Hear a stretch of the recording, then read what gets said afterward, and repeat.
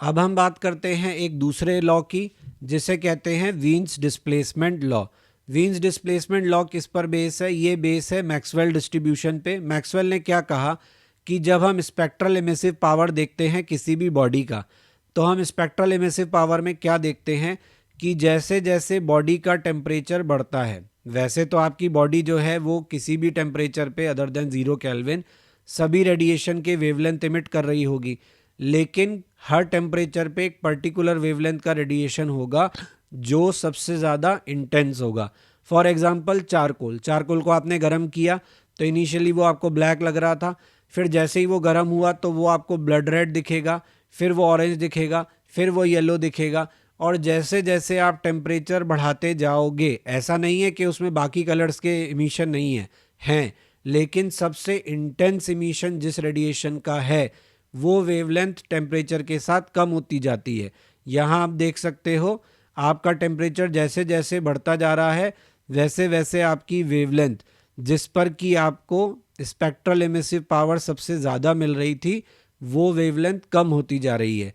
ये बात मैक्सवेल ने बताई और वीन्स ने लॉ की फॉर्म में कन्वर्ट कर दी कि lambda max into T is equal to B, जहाँ पे बी एक कांस्टेंट है जिसका नाम दे दिया गया Wien's constant, value 2.898 into 10⁻³ metre kelvin. यानी कुल मिला के वीन्स ने ये कहा कि lambda M is proportional to 1/t। Temperature बढ़ेगा तो स्पेक्ट्रल एमिसिव पावर जिस वेवलेंथ के लिए मैक्सिमम है वो वेवलेंथ क्या होती जाएगी? कम होती जाएगी। यहाँ पे जो इस ग्राफ का एरिया है वो हमें क्या देता है? Sigma T raise to power 4, यानी स्टीफन लॉ वाला जो फॉर्मूला था हमारा ऑलमोस्ट वही है, केवल क्या मिसिंग है? ई और ए हमारा मिसिंग है। ठीक है। और दूसरी चीज़ एरिया जो है वो प्रोपोर्शनल किसके है? टी की पावर 4 के है। यहाँ पे टेम्परेचर ऑफ ब्लैक बॉडी जो है वो अगर डबल कर दें तो लैम्डा जो है वो क्या हो जाएगा? हाफ, और एरिया क्या हो जाएगा? 16 टाइम्स। खैर ये इसी से रिलेटेड बातें हैं जो हम यहाँ से देख रहे हैं कि अगर हम टेम्परेचर डबल करेंगे तो ऑब्वियसली लैम्डा क्या हो जाएगा? हाफ, और एरिया क्योंकि टेम्परेचर की पावर 4 के प्रोपोर्शनल है ग्राफ का, तो एरिया क्या हो जाएगा? 16 टाइम्स। मतलब ज़्यादा वेवलेंथ के रेडिएशन, ज़्यादा ब्रॉडर स्पेक्ट्रम आपको यहाँ पे रिसीव होगा। हमारा लेना देना जो मैक्सिमम पड़ता है सवालों में वो lambda M T into B से ही पड़ता है।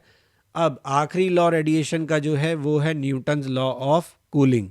न्यूटन लॉ ऑफ कूलिंग जैसा कि मैंने आपको बताया, स्टीफन लॉ में आपने देखा कि अगर आपका टेम्परेचर सराउंडिंग से ज़्यादा है तो उस केस में क्या होगा कि आपकी बॉडी जो है वो इमिट ज़्यादा करेगी, एब्जॉर्ब कम करेगी, तो बॉडी का टेम्परेचर गिरने लगेगा। हम उसकी रेट ऑफ कूलिंग निकाल सकते हैं।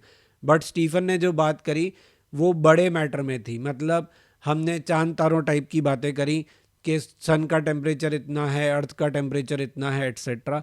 तो ये सारी जो बातें थी ये बड़े लेवल पे थी, इनका डेली लाइफ से लेना देना कम था। न्यूटन ने क्या किया कि अपनी बात को उस लेवल पे किया जिस पे कि हम और आप समझ सकते हैं इजीली। हमारे लिए टेम्परेचर ऑफ सराउंडिंग जो है वो थाउजेंड्स ऑफ केल्विन में थोड़ा ना होता है, हमारा टेम्परेचर ऑफ सराउंडिंग जो है वो 2 डिजिट में होता है। तो यहाँ पे न्यूटन ने क्या कहा कि अगर टेम्परेचर ऑफ सराउंडिंग और टेम्परेचर ऑफ बॉडी जो है उन दोनों का डिफरेंस बहुत ज़्यादा नहीं है, temperature of body is not much different from surrounding temperature. जैसे गर्म चाय है तो गर्म चाय का टेम्परेचर सराउंडिंग के मुकाबले ऐसा थोड़ा ना कि 10⁻⁷ केल्विन ज़्यादा है, थोड़ा ज़्यादा है। तो ऐसे सभी केसेस के लिए न्यूटन ने हमें फॉर्मूला दिया रेट ऑफ कूलिंग का, जिसमें उसने कहा कि आपकी rate of cooling is proportional to temperature difference between the body and the surrounding. जैसे गर्म पानी की कहानी है कि अगर हमें नहाने जाना है तो गर्म पानी हमें क्या करके रखना चाहिए? अगर हमें टाइम लगने वाला है नहाने में तो हम क्या करें? गर्म पानी छोड़ के जाएं बाल्टी में, या उसमें थोड़ा सा ठंडा मिला दें ताकि जब हम आए तो हमें गर्म मिले। तो न्यूटन के अकॉर्डिंग आप उसमें थोड़ा ठंडा पानी मिला के जाओ। अगर आप पूरा गर्म पानी रखोगे तो सराउंडिंग के साथ टेम्परेचर डिफरेंस होने के कारण वो तेज़ी से हीट लॉस करेगा। बट वहीं अगर आप उसका टेम्परेचर थोड़ा लोअर कर दोगे तो सराउंडिंग से टेम्परेचर डिफरेंस कम हो जाएगा, तो कूलिंग का प्रोसेस भी क्या हो जाएगा? स्लो। बाद में इसको इक्वेट करके जब न्यूटन ने लिखा तो इसमें क्या आए? हमारे कांस्टेंट आए कि minus D T by D T is equal to B A by M S T minus T naught. यानी rate of cooling is proportional to area. तो पता ही है हमें, अगर हमें कोई गर्म चीज़ खानी है तो हम उसको बाउल में नहीं खाएंगे, हम उसको प्लेट में खाएंगे। क्यों? क्योंकि गर्म चीज़ को अगर हम बाउल में खाएंगे तो वो बहुत धीरे धीरे ठंडी होगी। अगर हमें जल्दी खाना है तो प्लेट में निकाल लो। एरिया ऑफ बढ़ने से क्या होगा? रेट ऑफ कूलिंग फास्ट हो जाएगा। इसको जब हम इक्वेशन की फॉर्म में सॉल्व करते हैं तो हमें क्या मिलता है? T final is equal to T naught plus T initial minus T naught E की पावर माइनस अल्फा टी, जहाँ टी इनिशियल हमारा इनिशियल टेम्परेचर है, T final temperature after time T है। ये हमारी कूलिंग कर्व की इक्वेशन है। मतलब हमारी बॉडी का इनिशियल टेम्परेचर था टी, तो बाद में टी इनिशियल से वो टी फाइनल पे पहुंचेगा। ऑब्वियसली सराउंडिंग के बराबर टेम्परेचर तो होना ही है, लेकिन उसमें इनफाइनाइट टाइम लगेगा। ये जो टेम्परेचर आपका कम होता है ये एक्सपोनेंशियली डिके करता है। मतलब आपका टेम्परेचर जो है वो किस तरीके से डिक्रीज करता है सराउंडिंग के साथ, ये इक्वेशन आपको ये बताती है।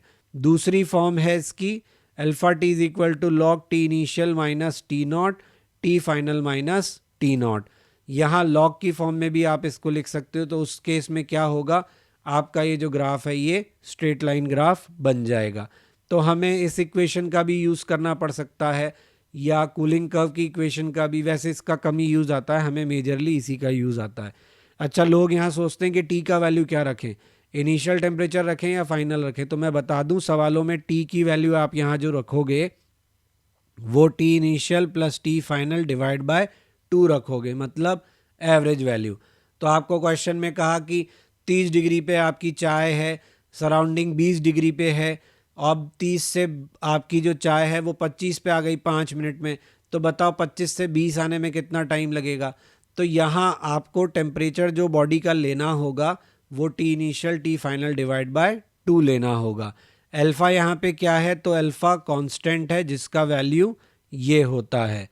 ठीक है, वैसे जानकारी के लिए है, एक बार देख लीजिए, बहुत ज़्यादा हमारे काम नहीं आता। टाइम जो है वो इन्वर्सली प्रोपोर्शनल टू अल्फ़ा है, बस इतना ध्यान रख लीजिए। दूसरा फॉर्मूला जैसा कि मैंने आपको बताया था ये रहा रेट ऑफ कूलिंग का, जो सवालों में आपको लगाना पड़ सकता है। मैंने B A by M S लिखा है, यहाँ पे इसको रिप्लेस करके अल्फ़ा भी लिखा जा सकता है। खैर आप B A by M S लिखें या अल्फ़ा लिखें, ये सब रिप्लेस ही होने वाला है। B A by M S इसलिए लिखा मैंने आपको ताकि आपको ये पता लगे कि रेट ऑफ कूलिंग जो है वो एरिया के प्रोपोर्शनल है और आपकी जो हीट कैपेसिटी है उसके इन्वर्सली प्रोपोर्शनल है। मतलब जितनी ज़्यादा बॉडी की हीट कैपेसिटी होगी वो उतना ही स्लोली कूल डाउन होगी। ठीक है ना? तो जैसे हम बचपन में नहीं सुनते थे कि हवा चलती है तो हवा क्यों चलती है? ग्राउंड जो होता है रात में वो जल्दी ठंडा हो जाता है, जो सी है वो जल्दी ठंडा नहीं होता, because heat capacity of water is more as compare to ground. तो उस केस में क्या होता है? रेट ऑफ कूलिंग किसका फास्ट है? ग्राउंड का। तो उसका टेम्परेचर गिर जाता है, सी का नहीं गिरता, तो वहाँ से हवा ट्रैवल करती है हायर टू लोअर। तो वही कहानी है यहाँ पे एम एस की। अब हम आगे बढ़ते हैं। तो मैंने आपको सारी फॉर्म बता दी कि आप ऐसे भी कर सकते हो और ये रहा फॉर्मूला, इसको भी अप्लाई कर सकते हो। कांस्टेंट की चिंता मत करो, वो तो सवाल में कट ही जाएगा आपका। फिर रेडिएशन में आने वाले एक इम्पॉर्टेंट पैरामीटर की बात हम करते हैं, सोलार कांस्टेंट। सोलार कांस्टेंट हमें क्या बताता है कि हमारे पर यूनिट एरिया पे जो सन से रेडिएशन रिसीव हो रहा है उसका वैल्यू कितना है। तो उसका वैल्यू है 1360 वॉट पर मीटर स्क्वायर, यानी per unit area on earth पे हमें इतना 1360 वॉट एनर्जी जो है वो सन से रिसीव हो रहा है। तो इसी को हम सोलार एनर्जी बोलते हैं, जिसकी बात होती है कि इसको यूटिलाइज करना चाहिए। फिर इसी से हम टेम्परेचर ऑफ सन निकाल सकते हैं। कैसे? एनर्जी रिसीव्ड हमें मिल गया तो स्टीफन लॉ आपको पता है, ई सिग्मा ए टी की पावर 4, वहाँ से आप टेम्परेचर ऑफ सन निकाल सकते हो। देखो फॉर्मूले में 1/4 की पावर आ रही है।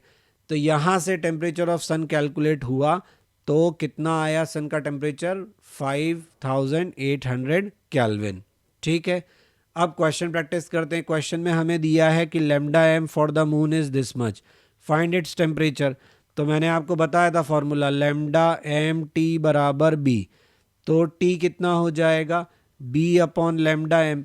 बी का वैल्यू मैंने आपको बताया था 2.898 into 10⁻³ -3 divided by 14.5 micron. Micron का मतलब कितना हो गया 10⁻⁻⁻⁶। तो ये आएगा सॉल्व करने पर कितना 199.3 केल्विन। अगला क्वेश्चन हमें क्या कह रहा है, total radiation incident on a body is 400 joule, 20% जो है वो रिफ्लेक्ट बैक होता है, 120 जूल एब्जॉर्ब होता है। तो ट्रांसमिशन पावर जो है वो परसेंटेज में आपको बताना है। तो देखिए मैंने आपको बताया था कि Q equal to QA plus QR plus QT होता है, यानी 1 equal to A plus T plus R होता है। एब्जॉर्प्टिव पावर यहाँ पे कितनी दी है हमको, एब्जॉर्प्टिव पावर दी है 120/400 और जो रिफ्लेक्टिव पावर है वो कितनी है 20% है, यानी ये हमें सीधा सीधा 0.2 दिया है और R हमसे पूछा है। तो देखिए ये कितना हुआ 0.3 0.2 प्लस R, सबका सम कितना होगा 1, तो R कितना आ गया 0.5, परसेंटेज में बात करें तो 50%। Please like share and subscribe my channel, press bell icon for important notifications and update, ताकि टाइमली आपको सभी इंपॉर्टेंट अपलोड्स मिलते रहें। आप हमारा ब्लॉग भी विजिट कर सकते हैं, दैट इज़ क्वेश्चन नहीं बनता blogspot.com, जहाँ पे आपको सभी लेक्चर्स के रिटन फॉर्मेट में जो नोट्स हैं वो अवेलेबल हैं और क्वेश्चंस के सोल्यूशन अवेलेबल हैं। आपको कोई सजेशन है तो आप मुझे मेल कर सकते हैं, मेरा मेल आईडी यहाँ दिया हुआ है। फेसबुक पेज और इंस्टा पे आप टिप्स ऑफ द डे के लिए ज्वाइन कर सकते हैं।